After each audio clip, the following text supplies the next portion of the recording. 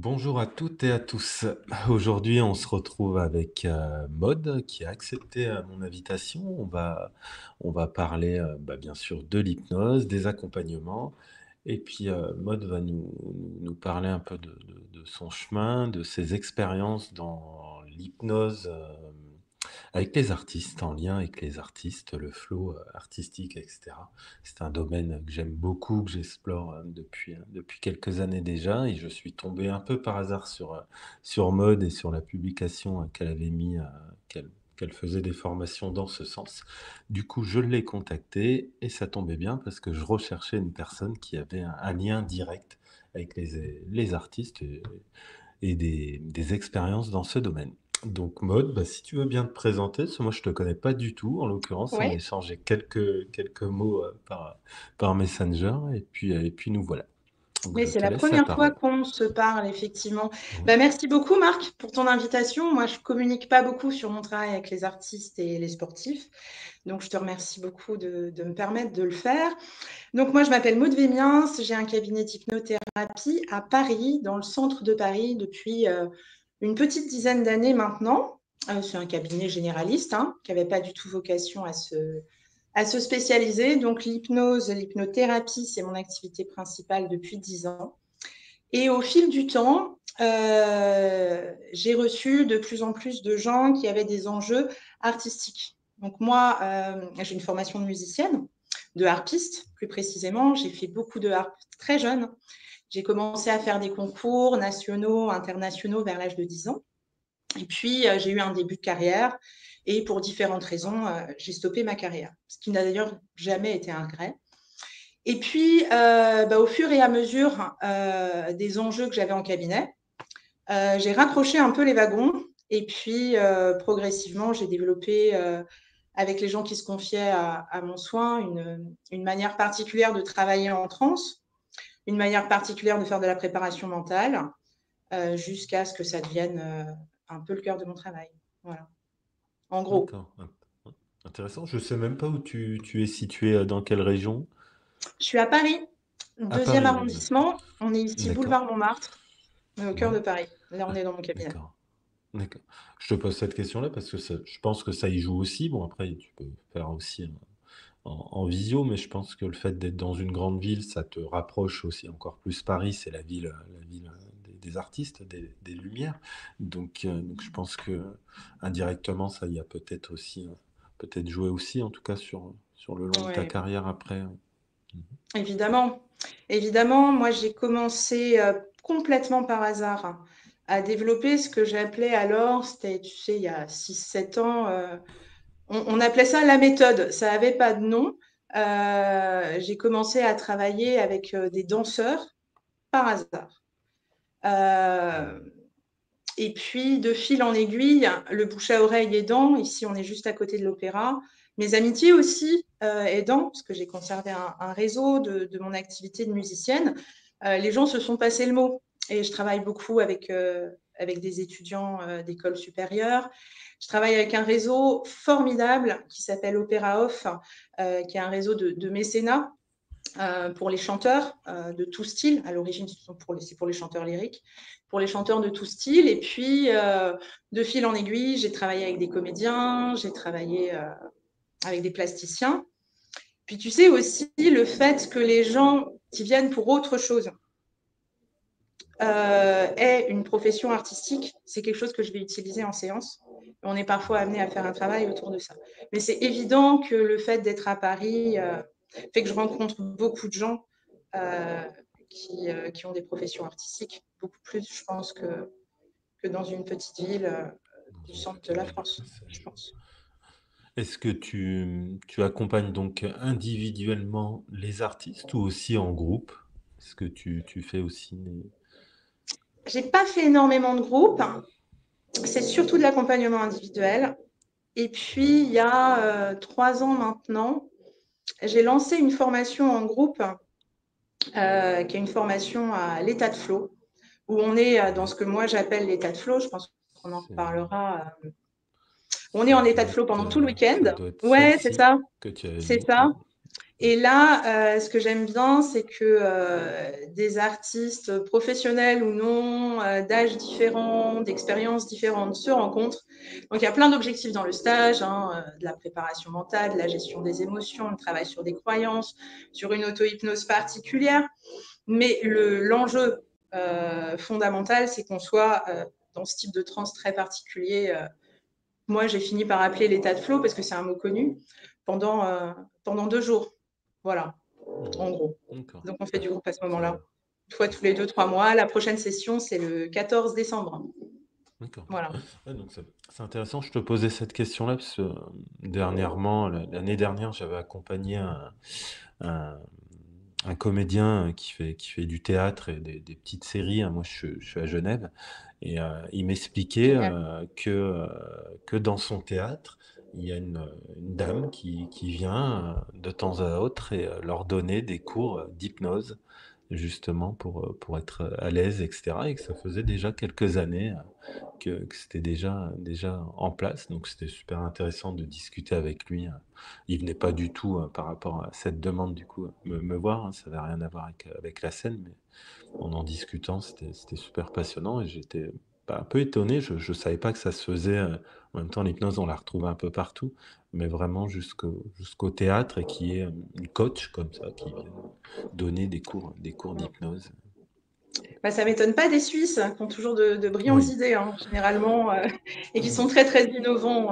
Moi, j'ai eu l'occasion de donner la formation Flow en Suisse à des d'accord. thérapeutes pour la première fois en avril avec APH, que tu connais sûrement, qui est l'association des praticiens en hypnose en Suisse romande. J'ai donné une formation à la prise en charge des addictions avec eux il y a quelque temps et je les trouve géniaux. Et c'est vrai que quand je les entends me raconter ce qu'ils font eux en groupe, ils ont des initiatives extraordinaires. Ils interviennent dans beaucoup plus de structures. J'ai l'impression que nous en France, après, moi, je ne les ai pas démarchés. Les structures, je Oui, pense qu'il y aurait un travail très, très, très intéressant à faire, tu vois, en termes de préparation mentale au sens large, avec l'hypnose, apprendre à travailler dans un type de transe particulier dans les conservatoires bah, supérieurs d'art ce que j'ai- dramatique, de musique, de danse, vraiment. c'est ce que j'allais te dire. J'ai régulièrement dans l'année des personnes qui sont au Conservatoire de Genève, de Lausanne aussi, et ils viennent, Mm. eux, par contre, me consulter pour la confiance, la mémorisation. Ce sont souvent des gens qui ont des concours, etc., qui ont beaucoup de Ouais. pression, qui voyagent beaucoup aussi, et j'ai envie de dire de tout âge. Et c'est vraiment passionnant. Quand je te parle, je revois certains musiciens arriver avec des instruments dans mon cabinet et en même temps c'est un peu, enfin c'était parce que maintenant bah, il y a eu des adaptations mais de l'expérimentation aussi et c'est là qu'on voit que l'hypnose, le bien-être qu'elle peut amener aussi, hein, sur ces plans aussi, hein. Mais tu as tout à fait raison de parler de ça. Je crois que les plus belles séances là qui me reviennent en mémoire, c'est des séances où les gens, tu les mets dans. Ça permet de faire de l'hypnose très classique, très technique, très Ouais, directe. Ça, j'aime bien, moi aussi, parce qu'on me consulte souvent pour faire de l'hypnose ericksonienne. Et là, de mettre des gens dans un niveau de transe très profond ou somnambulique, de faire varier les niveaux de transe, et puis ils sortent l'instrument, où ils se mettent à danser, à improviser dans mon cabinet, à répéter des gestes, c'est incroyable. C'est un travail très, très technique. C'est de l'expérimentation. Maintenant, je suis un peu rodée à ça. Mais là, tu vois, pendant que tu me parles, j'ai en mémoire la première fois que j'ai vu des jeunes danseurs qui se sentaient bloqués par rapport à l'impro. Pousser le fauteuil en transe et se mettre à faire des choses extraordinaires dans le cabinet, euh, c'est un travail extraordinaire. C'est vraiment, vraiment passionnant. très fun. Outre qu'ils ont des résultats, parce que eux savent déjà, euh, ils travaillent déjà dans une forme de transe qui n'est pas hypnotique, quoi qu'elle peut l'être. Donc, tout ce qu'on leur apporte, ils vont l'engrammer très vite Bien sûr. avec qui ils sont et faire des choses extraordinaires très vite auxquelles, moi, en tout cas, j'aurais pas songé. Bah, il est vrai que les artistes sont très ouverts déjà par nature. La dernière fois, j'interviewais Olivier. Lui, il accompagne beaucoup les sportifs. Et il me disait que les sportifs, ce sont des bons clients, des bons sujets, parce qu'ils ils sont ouverts, rigoureux en quelque sorte. qu'il adorait travailler avec eux. Alors j'ai pas de recul, plus que ça sur les sportifs, mais je suppose que ça se rejoint, Ouais. sur certaines choses. Moi, j'accompagne moins de sportifs que d'artistes, mais c'est quand même globalement la même structure de travail. C'est-à-dire que ce sont des gens qui rentrent très facilement dans leur transe, que moi j'aime bien induire à partir de leurs instants parfaits, de leur meilleur état de transe, pas forcément hypnotique, artistique ou sportive antérieure. Donc ils trouvent très vite leur propre état de flow, on le généralise. Puis après, tu as tout un travail que j'aime beaucoup faire aussi, de leur permettre de développer. C'est ce qu'on fait généralement dans les stages flow où on a plus de temps.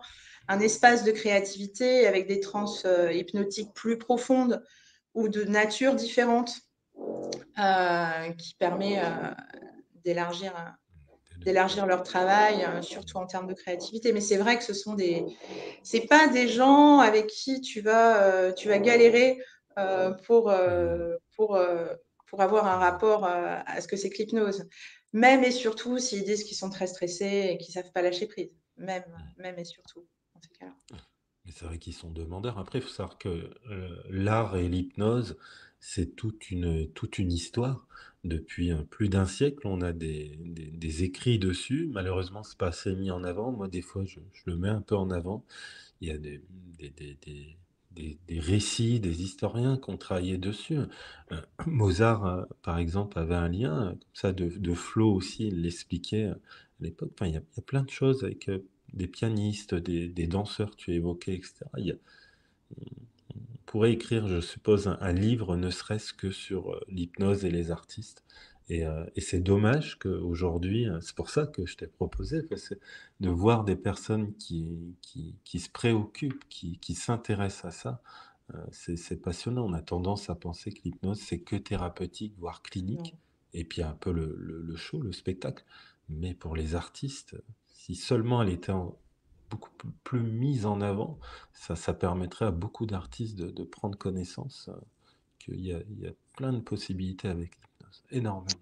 Mais c'est très intéressant ce que tu dis, tu vois. Là, j'ai eu la chance de travailler avec une jeune femme brillante qui est venue aussi pour complètement autre chose, qui fait son travail de thèse sur l'hypnose et l'art. Donc, on va faire une interview prochainement et c'est un travail qui, je pense, est très, très, très prometteur.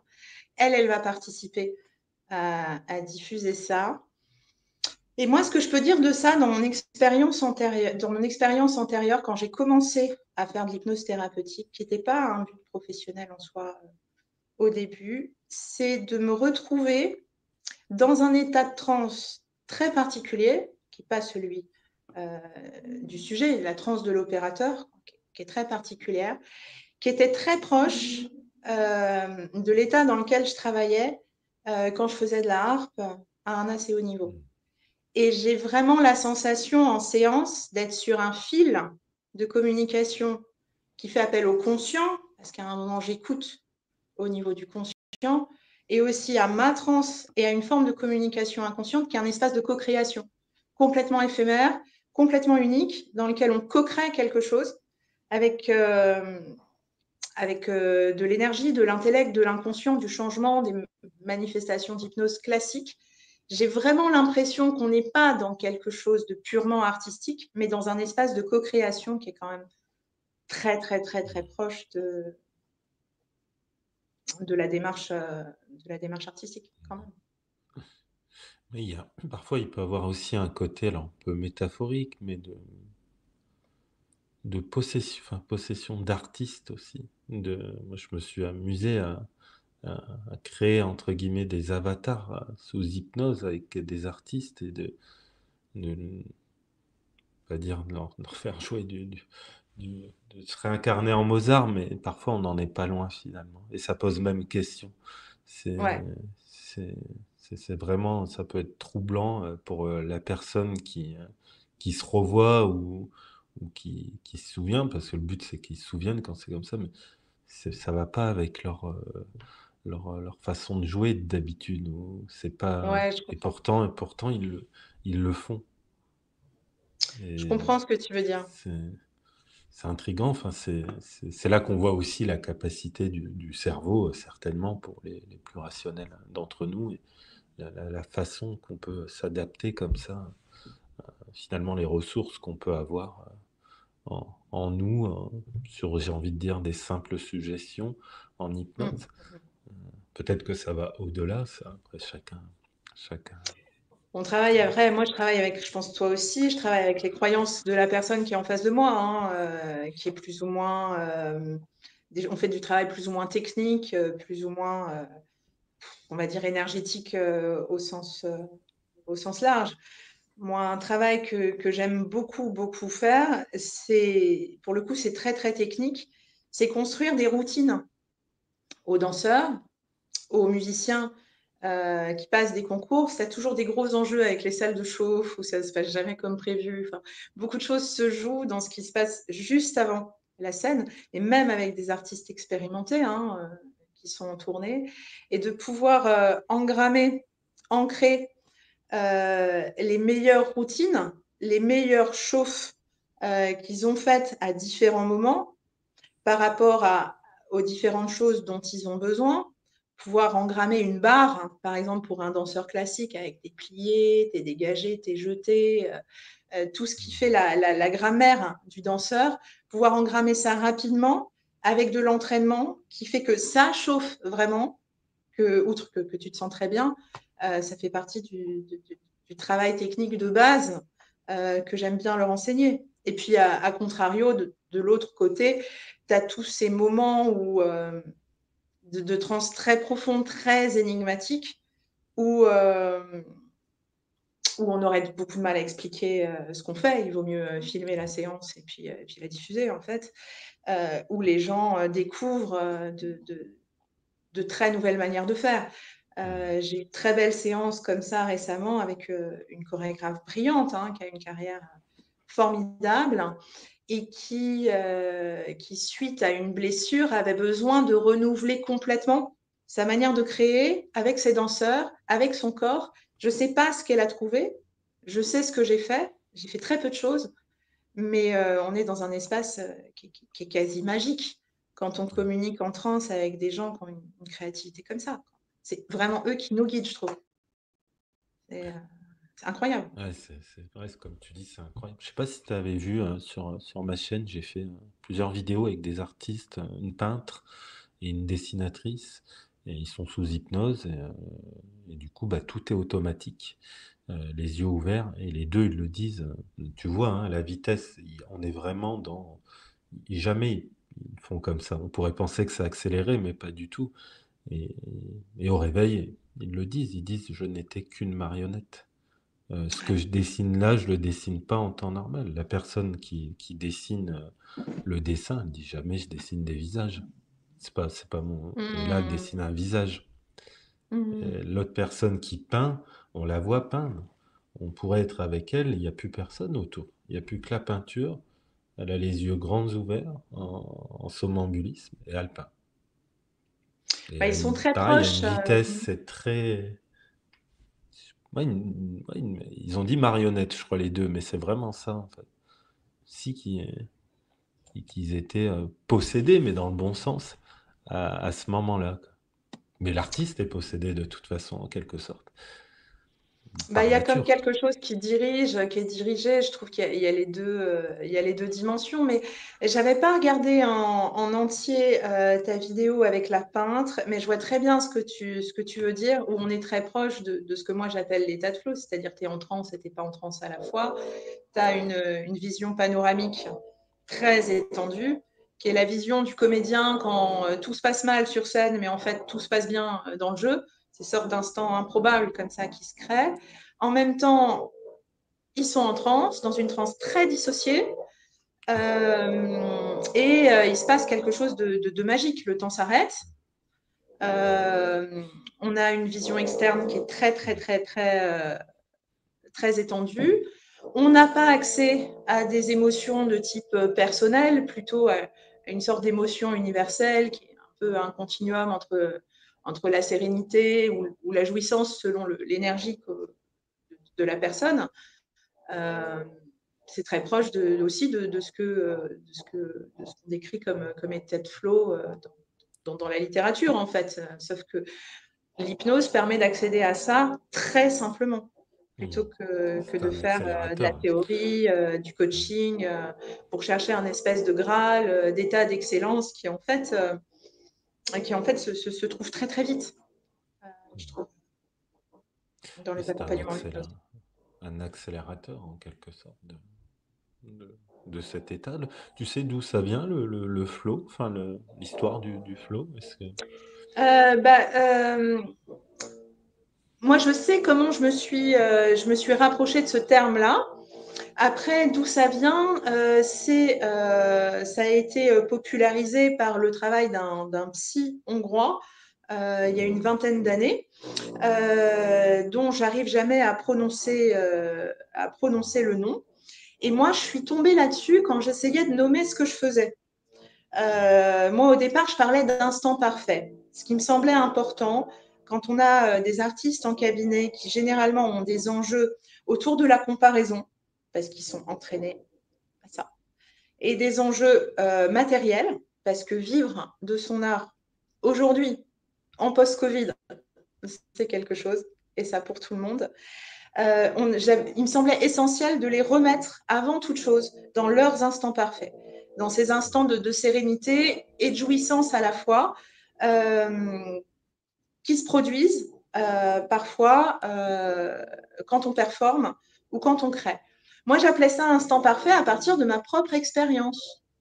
Je me rappelle la première fois que j'ai glissé dans cet état-là. Je devais avoir 11 ou 12 ans. J'étais dans une église romaine du Berry et je jouais un premier grand morceau d'adulte, une première belle étude de concert. J'avais beaucoup, beaucoup travaillé. Et puis quand est arrivé le passage redouté, il y a quelque chose qui s'est produit à l'intérieur, une grande sérénité, une certaine excitation.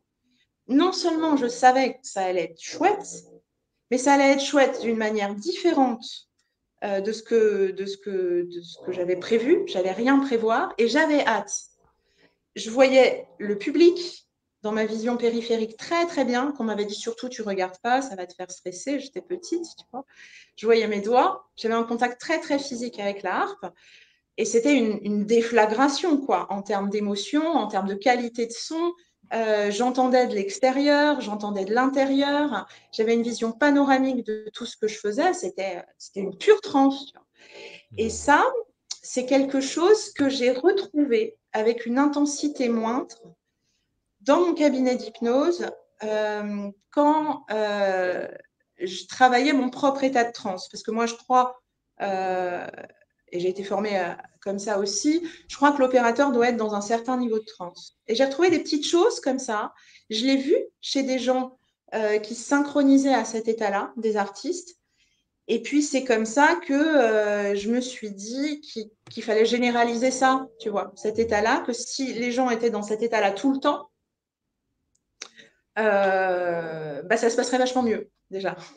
Ils n'auraient pas accès au stress, ils seraient au max de leur performance et il y aurait une dimension bien plus large que celle de la performance dans ce qu'ils font. Et donc, j'ai cherché un nom pour décrire ça. Alors, il me semblait qu'Instant Parfait, j'avais trouvé ça chez Bedson, que j'ai pas mal étudié. J'ai relu en long, en large, j'ai rien trouvé. Je me suis dit, c'est peut-être moi qui avais appelé ça comme ça. Puis après, il m'a semblé que le flow, qui est quand même un terme qu'on utilise beaucoup en yoga, en psychologie, c'était bien parce que ça raccrochait les gens à quelque chose de connu et que ça correspondait à peu près à cet état de grâce-là euh, Ouais, du c'est ça. musicien en scène ou du créateur. Donc c'est venu comme ça. Après, tu as des travaux de psy très très sérieux là-dessus. Qui ont l'air compliqués parce qu'on te parle de ça sur des centaines de pages, mais qui sont en fait la théorisation de ce qu'on fait nous en séance. Voilà. Mhm. Ouais, ouais, En c'est gros. intéressant, c'est passionnant. Tu as employé un mot là, la grâce, c'est vraiment ça en fait. Déjà, Ouais. l'hypnose par elle-même, c'est une forme de grâce, et encore plus certainement avec les artistes, ou en tout cas différemment peut-être. Quelles sont les demandes des artistes quand ils viennent te voir concrètement? Ils t'appellent pour... concrètement, c'est j'ai un gros concours, aidez-moi. Ça, c'est la demande la plus fréquente. Et ils se mettent des enjeux, c'est la demande type des étudiants. Après, chez les professionnels, très souvent, c'est je me suis blessée, il s'est passé quelque chose qui m'a choquée, je ne me retrouve plus. C'est les gens qui ont perdu le flow. Alors ça, c'est vraiment passionnant comme travail. Ça, c'est aussi une grosse demande. Des gens qui ont fatigué leur instrument, des danseurs qui souffrent, des chanteurs et qui ont des nodules et qui ont des scènes et qui ne savent pas quoi faire. Des carrières en berne aussi, ou des gens qui n'arrivent pas à passer le cap de la professionnalisation. Tu as aussi des demandes de gens qui viennent appuyer leur recherche créative, surtout, tu sais, ceux qui font des seuls en scène, ceux qui écrivent leurs spectacles. Ça, c'est les principales demandes. Voilà, c'est autour de ça. Après, les gens qui me connaissent, qui ont travaillé avec moi, parfois, ils viennent faire du travail technique. Là, récemment, il y a une chanteuse que je connais bien qui est venue faire du travail sur partition. Pour un travail d'aigu qui ne correspond pas clairement à sa tessiture. Donc là, c'est du travail très technique, d'hallucination visuelle, d'entraînement, de réentraînement, sans la voix, avec la voix. Tu peux avoir des demandes fun comme ça, très spécifiques, mais le gros de la demande, c'est j'ai un concours, aidez-moi. Ou j'ai ma première scène, là, aidez-moi. Surtout des jeunes, quoi. Ouais, c'est des peurs. Je me souviens, j'avais eu un musicien qui jouait, pour raconter de bêtises, c'est une forme de trompette, mais c'est pas vraiment de la trompette, je sais plus, enfin, au conservatoire, il avait fait, mais il avait 50 ans, hein, un blocage par rapport à sa bouche et au positionnement, à l'air, un genre de trauma finalement par rapport à une représentation, que ça s'était pas passé comme il voulait. Et en 2 3 ans, bah, je crois qu'il employait ce terme, il avait perdu l'amour qu'il avait pour son instrument en fait. Et il n'arrivait plus à le retrouver en fait. Et il était venu avec ce gros truc, je sais plus comment que ça s'appelle, mais je le revois revenir dans le cabinet avec cet instrument. Et, euh, et ouais, c'était super intéressant hein, de voir sous hypnose comment que ça pouvait se passer, comment qu'il pouvait réouvrir tout ça. Après, j'avais pas eu plus de nouvelles que ça de cette personne. Donc je sais pas vraiment si ça a amené des changements ou pas. C'est- C'est touchant hein, comme demande, mais il me semble que les artistes, c'est bien, tu vois, pour le thérapeute, pour mettre vraiment son ego de côté. Parce que une fois qu'ils ont retrouvé ce qu'ils ont, c'est pas eux qui vont forcément filer ta carte de visite à la concurrence. Et ça me semble très normal. Ça me semble vraiment, c'est à eux. c'est- Moi, j'appuie juste sur un bouton et encore plus que dans une consultation généraliste. Donc, très souvent, moi, j'ai pas de nouvelles. Et puis, j'apprends que machin a fait ça, machin a fait ci, ou je vois, j'entends parler d'eux, et je vois que tout roule. Donc, je crois que c'est pas les plus grands pourvoyeurs de nouvelles. Et puis, ils sont autonomes hein, aussi. Hein. C'est des Ouais, gros bien sûr. travailleurs pour la plupart. Donc, ils savent très vite, je trouve, quand ils ont besoin de nous ou pas. Ils sont très, très autonomes. Ils savent ce qu'ils viennent chercher. Euh, les gens que je connais depuis longtemps, ils viennent faire une séance avec moi, ils s'en vont. Ils savent ce qu'ils Ouais. viennent chercher, ils savent ce qu'ils attendent de moi. Moi, je suis vraiment l'accompagnateur. Ouais, Voilà. il est vrai que ceux que j'ai accompagnés, ça va rarement au-delà de deux consultations. Ouais, comme tu dis, ils savent vraiment ce qu'ils veulent et ils viennent pour vraiment quelque chose qu'ils ont analysé, même si parfois ça peut être sous-jacent, etc. Mais ouais, Bah, parfois, il faut faire de la thérapie, entre guillemets, oui, classique avec eux. Hein. tout à fait. Et puis parfois, tu as tout un travail, moi que j'ai apprécié faire, surtout avec des danseurs hein, et des chanteurs, tout un travail de réadaptation technique, des gens qui refont de la voix, des gens qui refont une technique ou des gens très jeunes que tu suis sur une année de transition avant l'entrée en école, à un rythme pas forcément régulier, où tu vas rééduquer des tas de choses, ou des gens qui ont d'autres problèmes. Tu vois, ce que j'appelais la méthode, c'est-à-dire tout ce travail technique en transe. J'ai commencé à le faire avec une jeune fille qui est rentrée dans mon cabinet il y a longtemps maintenant, qui avait 13-14 ans. J'ai vu rentrer une danseuse, clairement, avec des qualités physiques extraordinaires. Moi, j'ai beaucoup dansé aussi, donc j'ai une petite sensibilité à ça. Et puis, sa maman venait pour que je les accompagne à gérer un TDAH, une demande très, très, très classique. C'était la troisième, c'était une famille où on mettait un peu de pression à l'enfant, donc il y avait le brevet, et puis il y avait le lycée. Et la meilleure solution qu'ils avaient trouvée pour cette jeune fille pour gérer son hyperactivité, c'était de l'épuiser en cours de danse. Et elle était douée, c'était extraordinaire. Et là, on a fait un travail donc d'utilisation de sa transe qui était donc très limitée, très très typique des gens qui ont des problèmes de concentration, c'est-à-dire des trans qui peuvent être très profondes, mais qui sont très fractionnées ou brèves, enfin ces enjeux-là que tu dois connaître.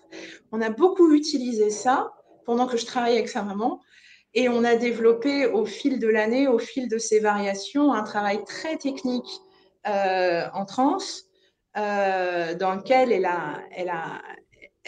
a vraiment développé son potentiel technique, elle a réussi plein de concours et elle a une très belle carrière aujourd'hui. Donc, ça peut se faire dans le temps aussi, mais généralement, ce sont des parcours où il y a des enjeux thérapeutiques autres, Hmm. la plupart du temps. Oui, là, c'est un peu, c'est passionnant aussi. C'est un peu l'arbre qui cache la forêt aussi, hein, en quelque sorte.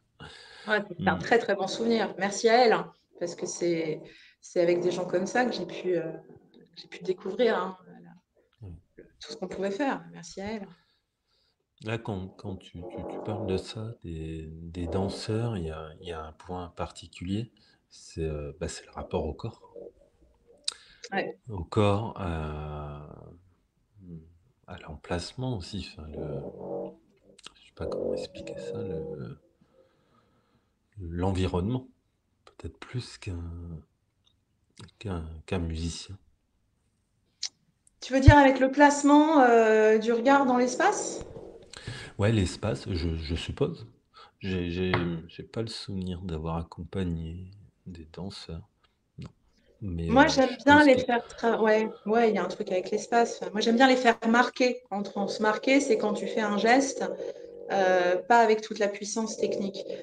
Là, on avait une manière de communiquer euh, avec cette fille-là, qui était un peu la même manière dont une danseuse communique avec son partenaire dans les pattes de, avec des signaux, des pressions des mains, où elle testait en transe ses corrections. Elle avait un souci de hanche et elle ajustait les choses comme ça. On faisait un travail assis, un travail debout, avec des choses très, très, très fragmentées. Ouais, je pense que les danseurs, il faut les faire danser, hein, effectivement. bien sûr. Je pense que tu as peut-être un autre rapport sur les suggestions aussi, etc. En lien avec le corps, peut-être plus que, qu'un musicien, même si c'est important aussi le corps. Mais... Ouais, j'avais jamais pensé à ça, tu vois. Tu me fais penser. C'est moins métaphorique, hein, le travail avec les danseurs, hein. C'est beaucoup plus sensoriel, c'est beaucoup plus Ouais, physique. c'est l'image Ouais, que j'en ai c'est en vrai, tout cas. hein. C'est vrai, tu n'étais pas conscient dans les. C'est vrai. C'est parce Ouais. que je pense à ça, parce que je pensais la dernière fois, pareil, j'ai fait une interview qui est sur ma chaîne avec un docteur, et lui, il est spécialisé dans l'anorexie via l'hypnose, etc.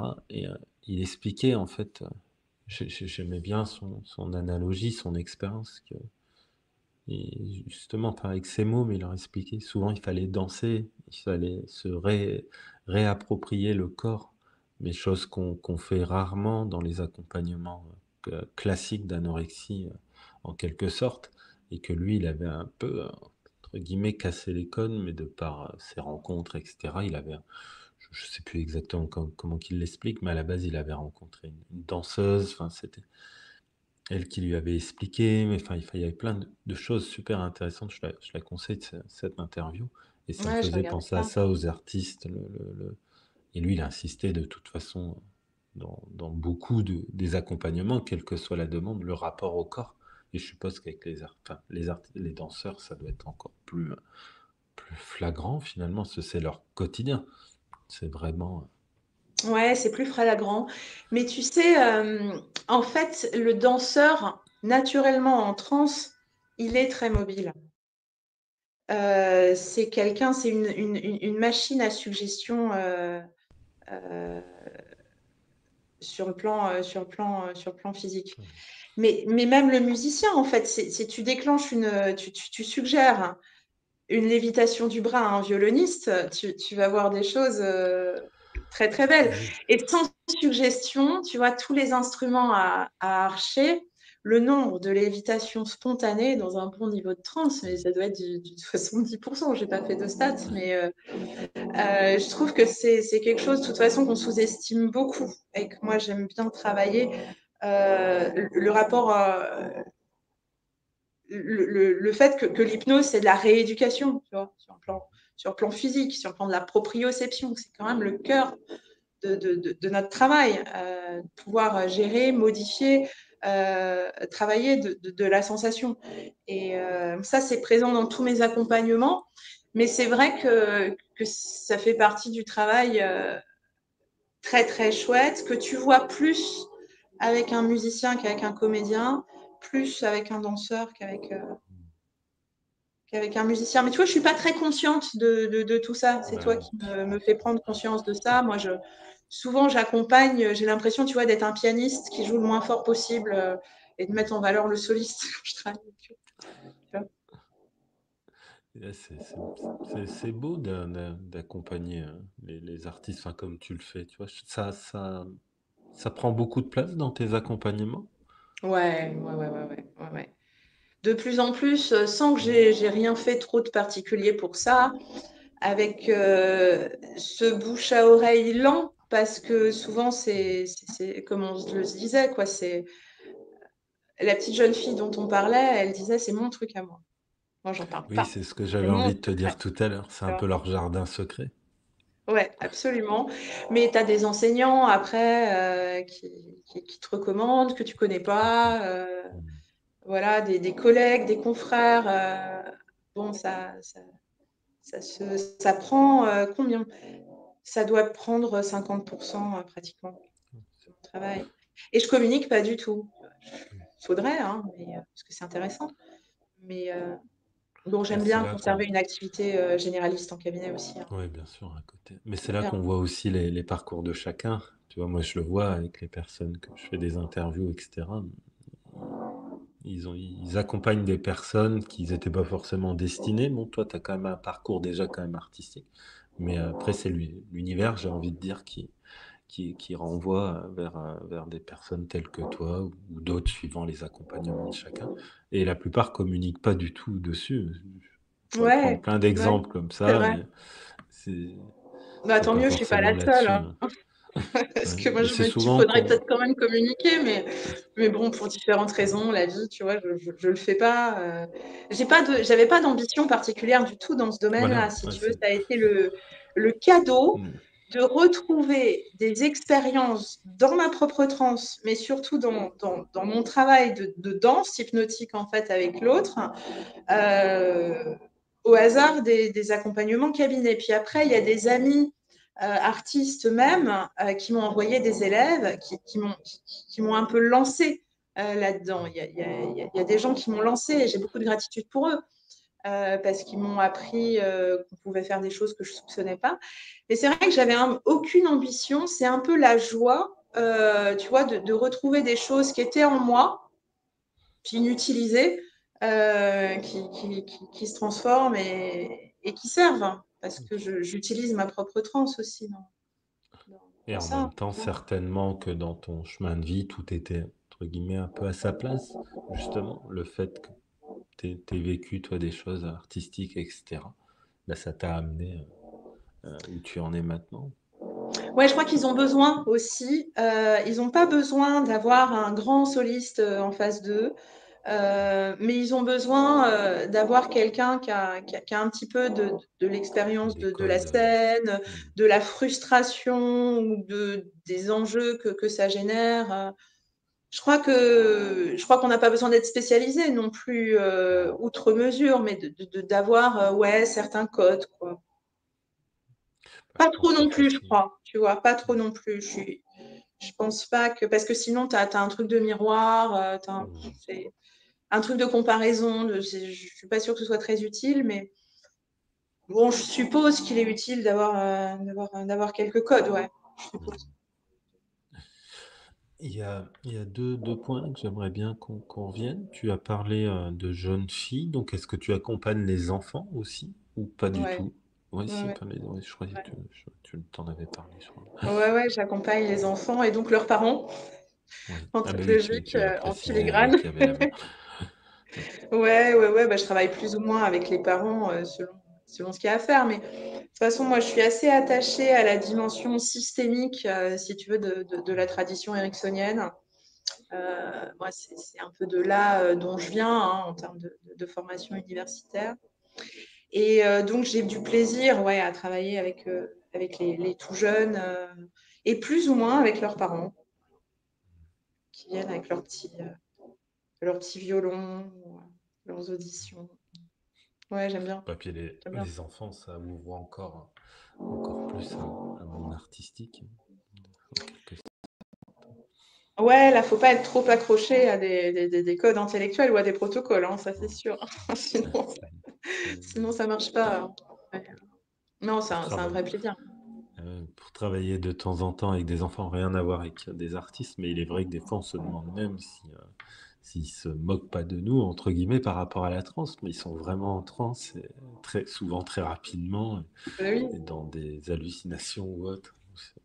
c'est Des sûr. fois, je me pose encore des fois la question, hein, je les teste, entre guillemets, je me dis, mais c'est pas possible, hein. En 10 secondes, enfin, façon de parler, ils se retrouvent dans ce monde-là, et ouais, c'est fascinant. Bah ouais, ils n'ont pas désappris l'accès au monde intérieur, pas Ouais. encore. Enfin, plus ou moins, certains sont précoces là-dedans, Mhm. mais ils ont aussi, la plupart du temps, un accès complet à leurs sous-modalités visuelles, auditives, très rapides. Ferme les yeux, ça y est, tu l'as? Ouais, ok. Ouais. Que se Ouais. passe-t-il maintenant? Ouais, d'accord, ok. T'ouvres les Mhm. yeux quand c'est fait? C'est Allez, on vraiment teste. ça. Bah ouais, bah ça marche en fait. Ouais, C'est fun, hein. Moi, ouais. il m'impressionne. Hein. Il m'impressionne même des petits. Moi, je travaille à partir de 6-7 ans Ah sur oui, les c'est enjeux. tout petit. Ouais. Mhm. Je travaille aussi avec des bébés dans les bras de leur maman, mais là, c'est plutôt un travail Ouais, d'accompagnement du lien d'accompagnement. maman-bébé, quoi. C'est encore autre chose. Tu as parlé d'un autre point aussi, plusieurs reprises. Tu as employé la transe profonde. Est-ce que c'est quelque chose de significatif que du coup tu fais attention? Tu t'exerces à essayer d'amener dans des transes les plus profondes? Alors, toujours pareil, c'est un peu euh, abstrait, enfin, bien que Ouais. on voit ce que c'est quand même. Mais tout est relatif aussi, mais est-ce que c'est quelque chose que tu, tu, tu mets un point d'honneur en quelque sorte? Pas intellectuellement, non. Si j'ai pas besoin sur le plan thérapeutique d'une transe profonde, je vois pas pourquoi je l'induirais.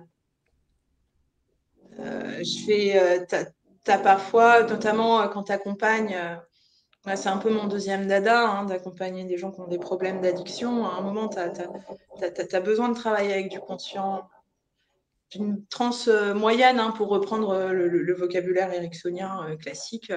Ça suffit largement. Donc non, c'est pas un défi. J'ai jamais été fascinée, moi, par les états de transe, peut-être de mon parcours de musicienne. La transe en soi, moi, c'est pas ce qui m'a amené à faire de l'hypnose thérapeutique. Hein. Ça me Mhm. fascinait pas. J'ai jamais eu non plus d'enjeu ou de peur particulière à mettre les gens en transe. Les gens, ils vont en transe. Je Mhm. m'adapte, j'accompagne. Après, la transe profonde, Moi, j'étais fascinée, tu sais, quand j'ai commencé à lire les écrits d'Erickson par le court article sur ses expériences avec Huxley, comme beaucoup de gens. Je me disais, waouh! Et dire qu'on a perdu les écrits de Huxley, mais mince! Qu'est-ce que ça suppose? Quels états de transe je ne peux pas induire en cabinet parce que j'aurais besoin de temps? Donc ça m'a intriguée. Quelle est la corrélation entre un niveau de transe profond maintenu dans le temps et la créativité? Et ça m'a aussi interrogée par rapport aux limites de mon propre travail. Moi, je viens d'une hypnose qu'on dit ericksonienne, donc j'ai eu une formation qui est passée par de la PNL, tu vois, avec tout ce que ça suppose.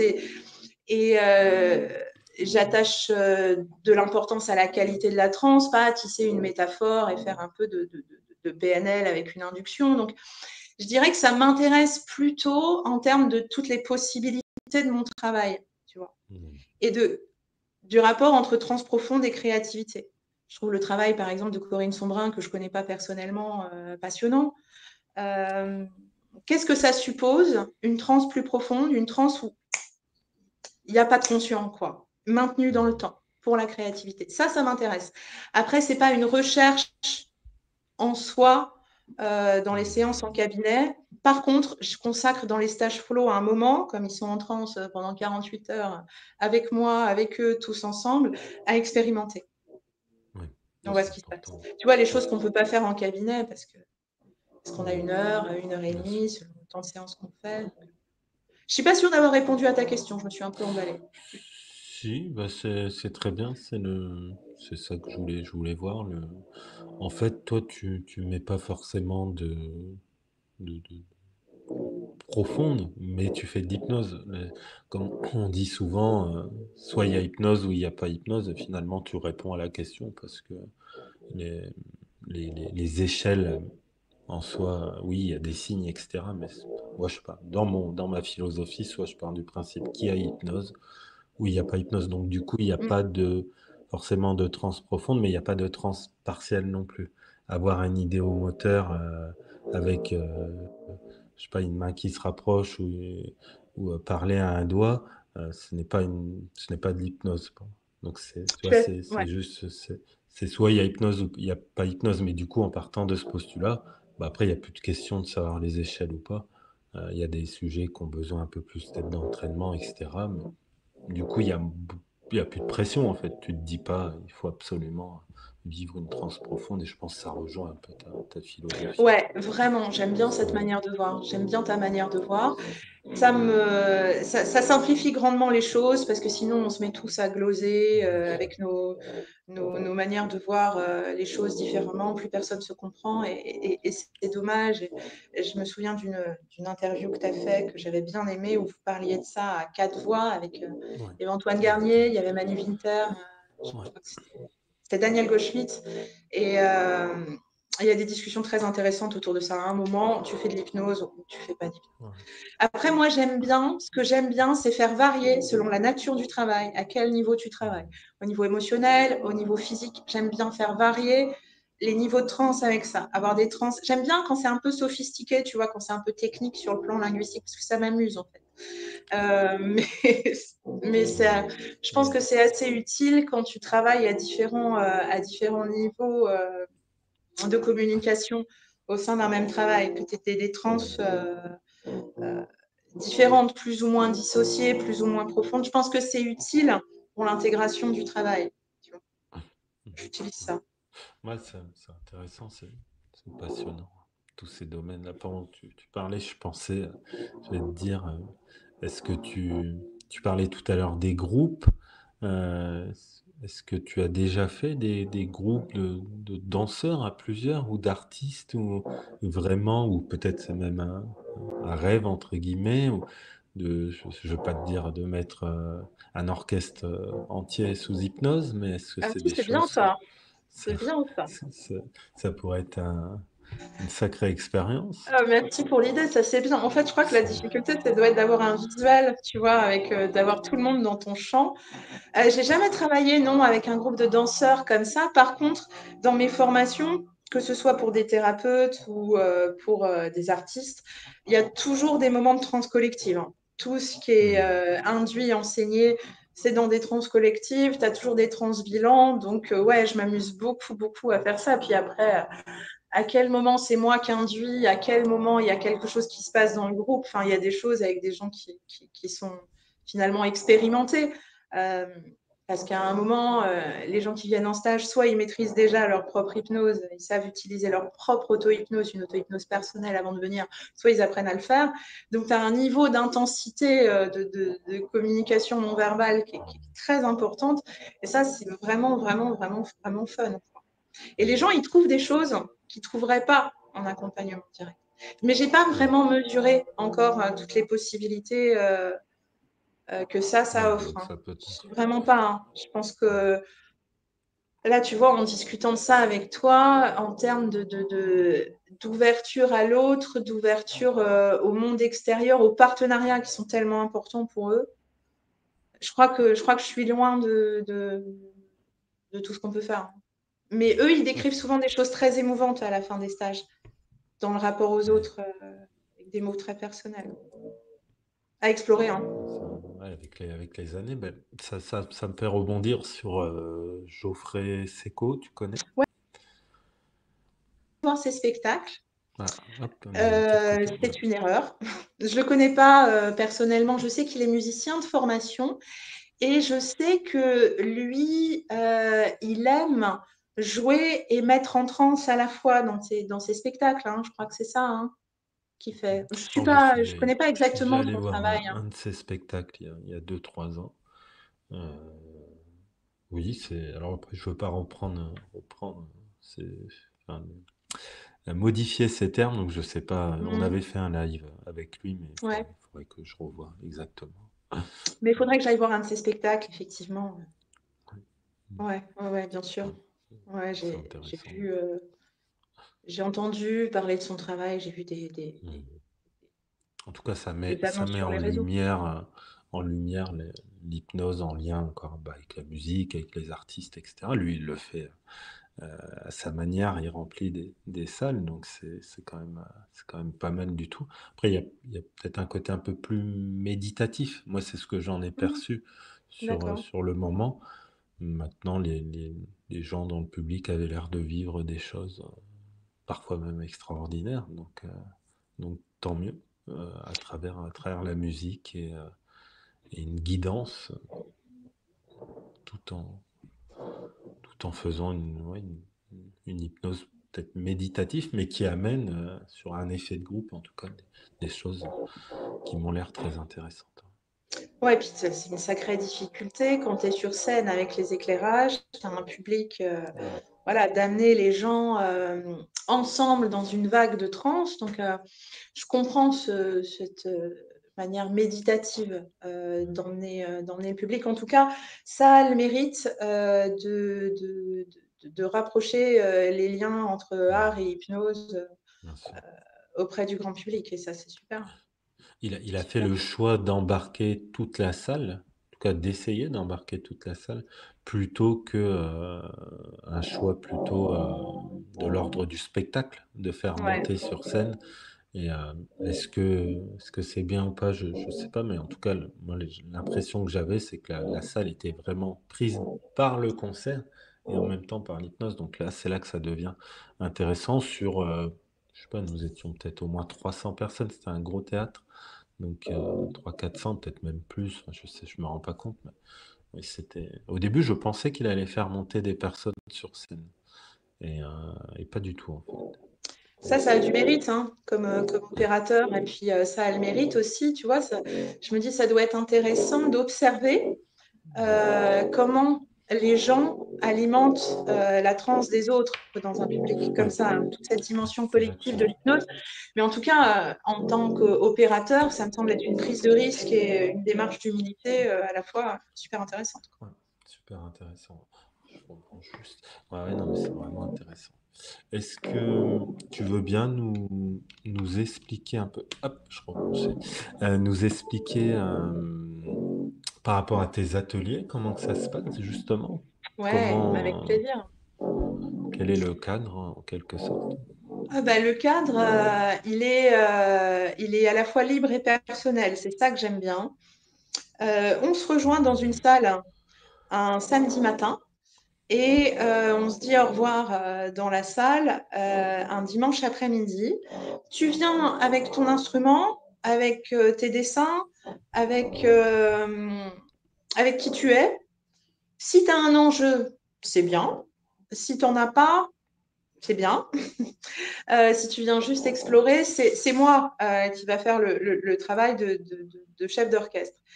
Il y a des passages obligés. Il y aura un travail forcément sur établir ton état de flow, retrouver tes états de flow antérieurs, en tirer des perspectives pour l'avenir, mettre ça en situation avec ta transe créative. Il y a un travail forcément sur tes croyances à toi, comment tu peux les modifier, les actualiser pour qu'elles nourrissent ton art. Il y a toute une partie très classique de gestion des émotions. Et tu as tout un travail sur la ligne du temps en transe, sur toi, dans tes projets après, plus des parties de transe collective. Ça, c'est les canevas obligés. Ça, c'est les choses par lesquelles on va passer.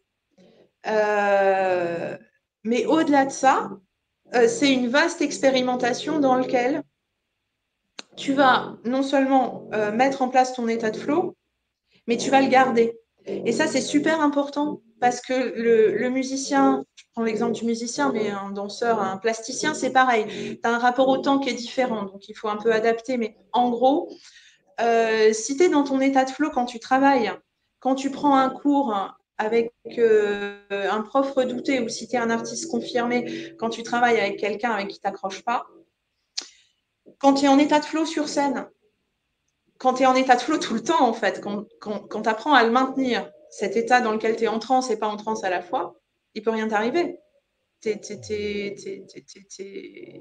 Tu squeezes la plupart des problèmes que tu as de gestion des émotions, du stress, de petites voix. Souvent, ils ont la petite voix qui leur raconte des trucs pendant qu'ils font.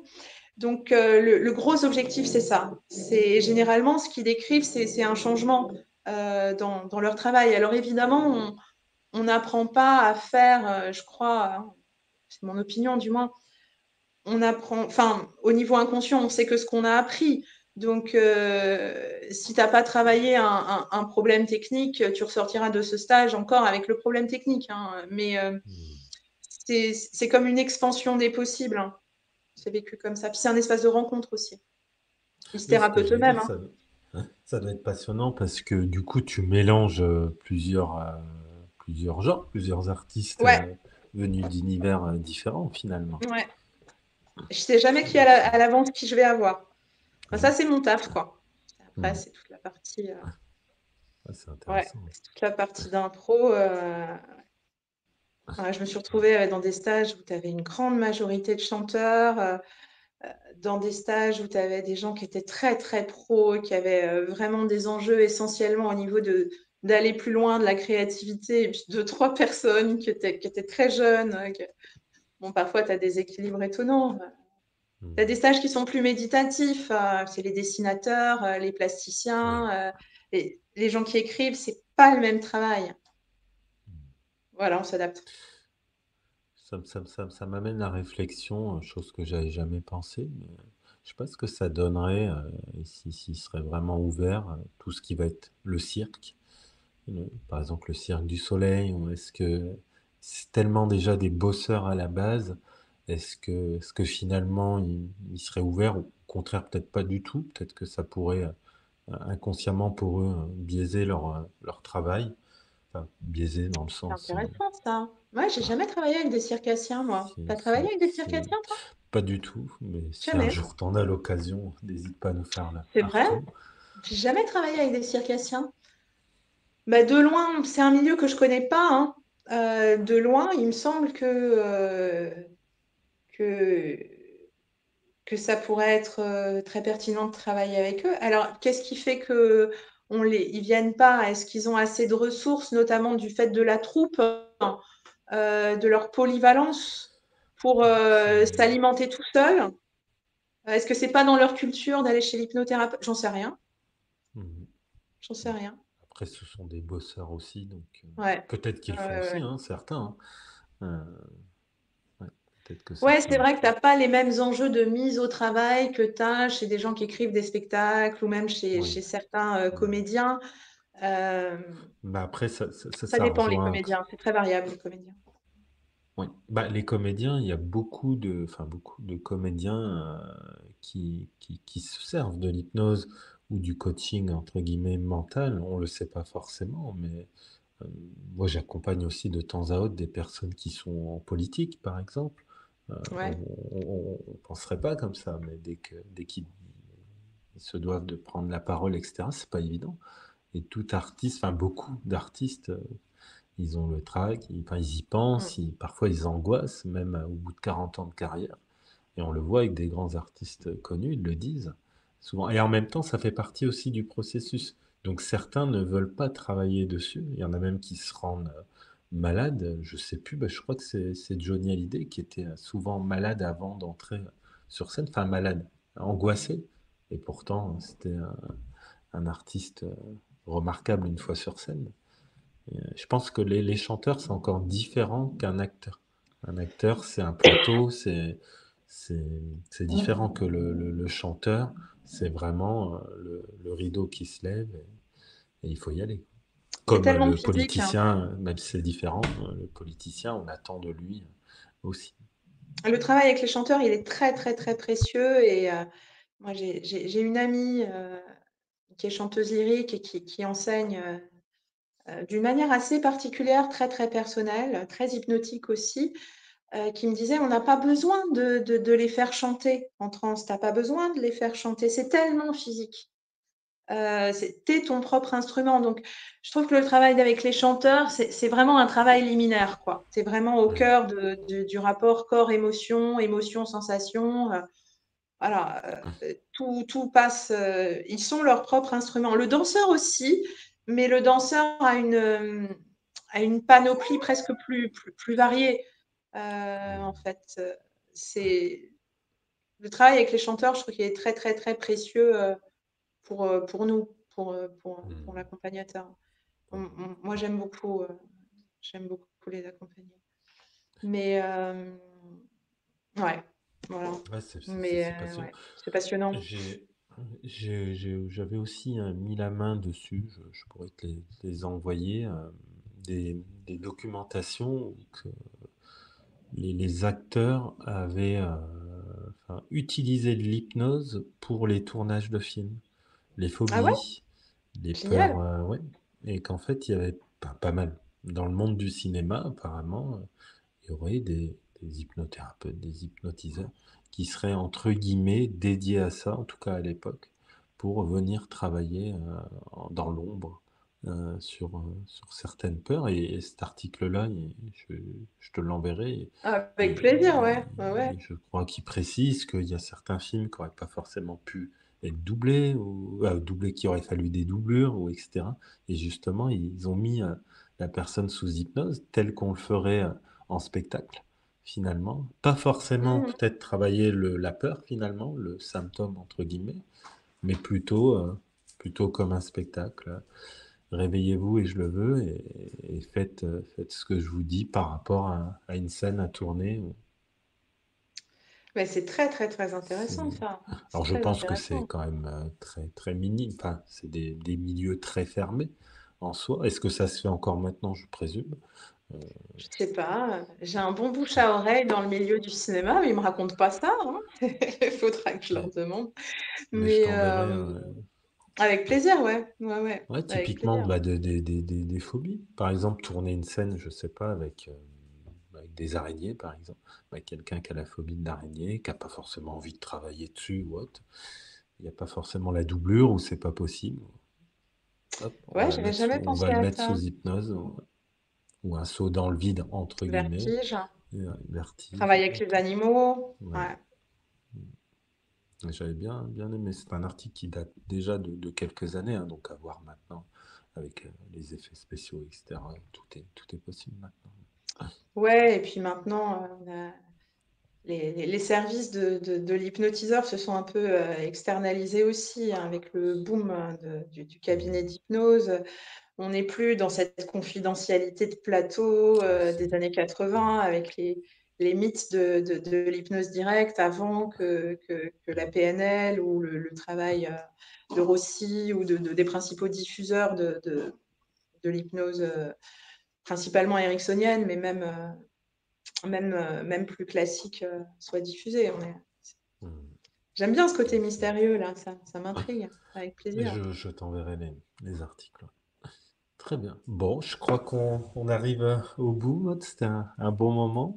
Ouais, c'était chouette. J'essaye toujours de rester sur 1 heure, 1 heure 10. Parfait. Est-ce que tu as peut-être une question que tu aurais aimé que je te pose ou finir sur une note?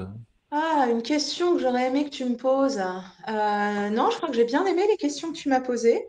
Euh, Non, Marc, hein, sinon j'inventerais, ce Ouais. serait télescopé. Non, je te remercie de m'avoir proposé ce Génial. moment. Je te remercie de l'avoir fait de cette manière si naturelle aussi. Je trouve ça agréable. Ouais. Toujours sans. Je Merci prépare beaucoup. jamais rien. C'est très rare que je prépare des questions à l'avance. Ouais, je trouve J'aime ça bien très bien. le sans-filet justement et le côté artistique en quelque sorte.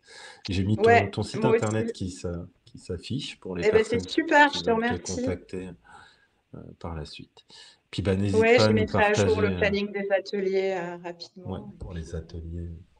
Et puis ouais. n'hésite pas à partager ton évolution par la suite sur les groupes, ou peut-être qu'un jour, dans 10 ans, on refera une vidéo et puis tu auras vu plein d'autres choses du monde artistique encore passionnant parce que c'est un monde vachement large, on l'a C'est un vu monde en passionnant. discutant. Mm. Donc, Bah, merci pour ton travail et ouais, on reste en contact. Contente de t'avoir rencontré via ton travail. Merci ouais. beaucoup. Bah, merci à toi, Maud. Et puis bah, à bientôt, je t'enverrai tout ça, les documents. Ça marche, avec Merci à toi. plaisir. Ouais. À Salut bientôt, Marc. ciao. Merci.